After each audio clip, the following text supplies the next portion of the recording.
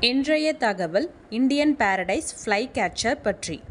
இதன் தமிழ் பெயர் இந்திய அரசவால் ஈபிடிப்பான். இப்பறவைகள் ஆசியா, இலங்கை, சீனா, நேபாளம், இந்தியா மற்றும் மியான்மரில் உள்ள அடர்ந்த காடுகளில் காணப்படுகின்றன.